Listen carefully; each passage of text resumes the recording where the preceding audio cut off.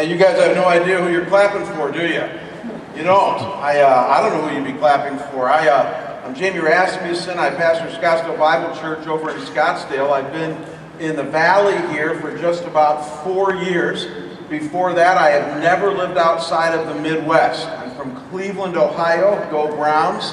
I've been rooting for losing teams for 30 years now, and so I know how to lose really well. And I never thought that I'd end up in the Valley of the Sun, ever. And so as you guys are young and just starting out in life, I mean, never guess what God might do for you, because He'll take you places that you've never dreamed of. And don't ever say, I'm never going to, right? Don't ever say that. Because I said for years when I was living in Cleveland, like, we want to go to Scottsdale, and we've got Florida, we have the Michigan and the Great Lakes and all this, and like, you know, I know Scottsdale's a nice town, but I wouldn't like want to get on a 4-hour airplane ride just to visit another city.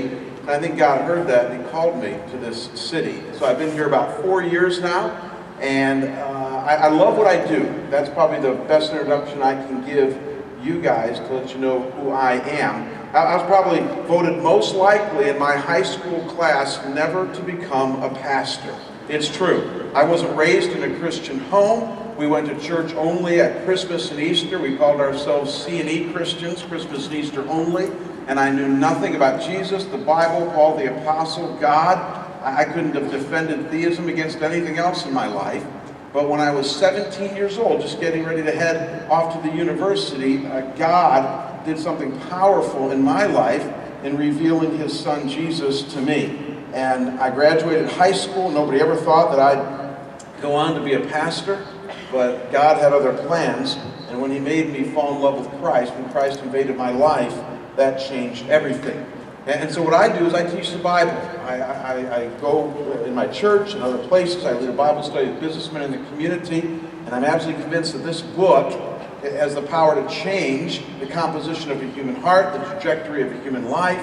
It can change you and me, and I never tire talking about it. And so when they asked me to speak here at Grand Canyon, they said, we're talking through some of the parables of Jesus, and I don't know if it was my secretary or Tim or somebody, but I got assigned this parable out of Matthew 20 called the laborers in the vineyard. You might have heard of it. And I started to laugh when I realized that this was the parable that I get to talk out of today, because it's one of those parables of Jesus in which, if you're not familiar with it, you haven't read it, then you don't know what you're in for. Because it's not one of these flowery, feel-good, good Samaritan, prodigal son type of parables, not in the least. In fact, if you go down to those Occupy Wall Street protesters that are going on all over the nation right now, and were to read this parable that I'm about ready to read to you to them, they'd kill you. They'd kill you on the spot. Because this parable goes against everything that you and I have been taught about fairness and justice. And yet, it's going to teach us a lot that we need to know about God's grace and His goodness. So that's what we're going to pit against each other right now for the next 25 minutes. Fairness and justice versus God's grace and His goodness. So if you got a Bible, I'm going to be reading from Matthew chapter 20, beginning at verse 1. If you don't have a Bible, I had a PowerPoint here somewhere, and so maybe they'll show that, but if not, you can just listen along as I read. Matthew chapter 20, verses 1 through 16. It says, for the kingdom of, Jesus speaking, for the kingdom of heaven is like a landowner who went out early in the morning to hire men to work in his vineyard. He agreed to pay them a denarius, which was an average day worker's wage back then, for the day, and sent them into his vineyard. About the third hour, which would be 9 a.m., because the workday started at 6 a.m., he went out and saw others standing in the marketplace doing nothing. He told them, you also go and work in the vineyard, and I will pay you whatever is right. And so they went. He went out once again at about the 6th hour, which would be noon, and the 9th hour, which would be 3 in the afternoon, and did the same thing. And about the 11th hour, 5 o'clock, just 1 hour before quitting time, he went out and found still others standing around. He asked them, why have you been standing here all day long doing nothing? Because no one has hired us, they answered. He said to them, you also go out and work in my vineyard. When evening came, the vineyard owner said to his foreman, call the workers and pay them their wages, beginning with the last one hired and going to the first. The workers who were hired about the 11th hour came and each received a denarius. So then, when those who came and were hired first, they expected to receive more. But each one of them also received a denarius. When they received it, they began to grumble against the landowner. These men who were hired the last worked only 1 hour, they said, and you have made them equal to us who have borne the burden of the work and the heat of the day. But he answered to them, Friend, I am not being unfair to you. Didn't you agree to work for a denarius? Take your pay and go. I want to give to the man who was hired the last the same as I gave to you. Don't I have the right to do what I want with my own money?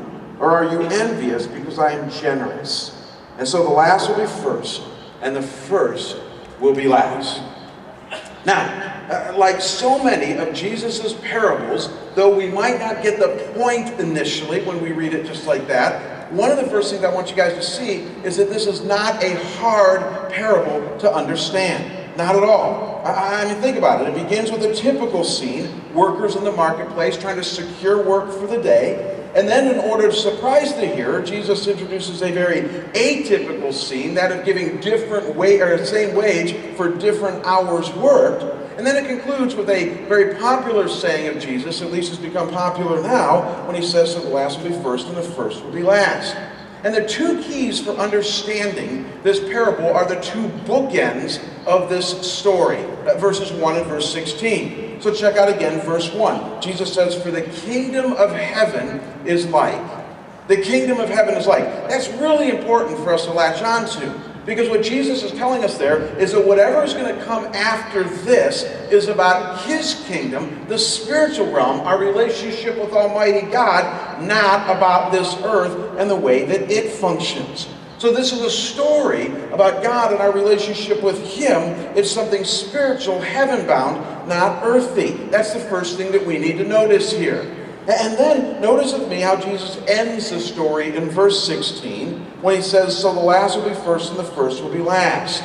In other words, having just told them a captivating story about how a vineyard owner gave the same wage to the dude that worked 1 hour compared to the person that worked all day long and everybody in between, getting the same wage, then the vineyard owner tells these bewildered workers, and I quote, Don't I have the right to do what I want to with my own money, or are you envious because I am generous? Or a better translation of that word would be gracious. And Jesus then equates this with God. Remember verse 1. And he says, because with God, because of his grace's choosing, there will be some who seem first, and there will be some who seem last, but actually the first will be last and the last will be first.